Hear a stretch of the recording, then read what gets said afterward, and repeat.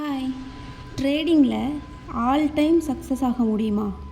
ட்ரேடிங்னு இல்லை, எந்த ஒரு பிஸ்னஸாக இருந்தாலும், ஏன் ஈவன் ஒரு எக்ஸாமாக இருந்தால் கூட எப்போவுமே 100 மார்க்ஸ் எடுக்கணும் அப்படிங்கிறது எல்லாராலையுமே முடியாது. சம்டைம்ஸ் வின் பண்ணலாம், சம்டைம்ஸ் லாஸ் ஆகலாம். ஆனால் எந்த ஒன்று இம்பார்ட்டண்ட் தெரியுமா?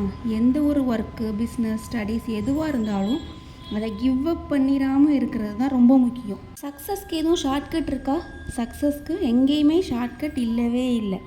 ஏன் எதுவும் ஒரு ஸ்போர்ட்ஸாக இருந்தால் கூட அதில் நீங்கள் வின் பண்ணணும் அப்படின்னா அதுக்கு கன்சிஸ்டண்ட்டான ஹார்ட் ஒர்க் வேணும் அண்ட் லாட்ஸ் ஆஃப் பெயின் கண்டிப்பாக இருக்கும். சேம் ட்ரேடிங்லேயுமே நீங்கள் ஒரு ஸ்ட்ராங் பிலீஃபோட ட்ரேட் எடுக்கும்போது மார்க்கெட் உங்களுக்கு ஃபேவர் பண்ணி நீங்கள் நினைக்கிற உங்கள் டைரக்ஷனில் போகலாம். ஆனால் அது உங்களுக்கு அகெயின்ஸ்டாக நடக்கும்போது உங்களால் நீங்கள் என்ன லாஸ் பண்ணுறீங்க அப்படிங்கிற விஷயத்த அக்செப்ட் பண்ணிக்கவே முடியாது. அது உங்களுக்கு டீப் இமோஷ்னல் பெயினை கொடுக்கலாம். இது ஒரு செயின் ரியாக்ஷன் மாதிரி. உங்களுக்கு ஒரு ஆறாத ஸ்கார் கூட கொடுக்கலாம்.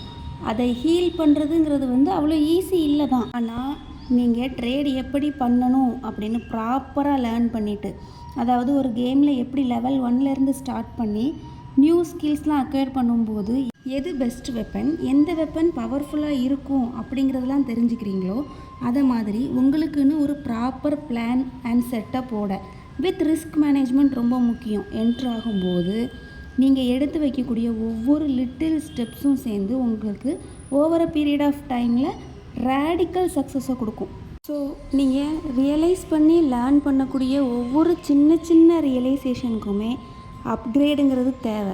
அது மட்டும் இல்லாமல் கன்சிடரபிள் அமௌண்ட் ஆஃப் டைமும் ஒர்க்குமே தேவை. ஸோ அதில் ஸ்பெண்ட் பண்ணுங்கள். இன்னுமே உங்களுக்கு ட்ரேடிங் பற்றின டீட்டெயில்ஸ் எல்லாமே ரியல் டைமில் பார்த்து தெரிஞ்சுக்கணும்னா நம்மளோட எவ்ரிடே லைவில் ஜாயின் பண்ணிக்கோங்க.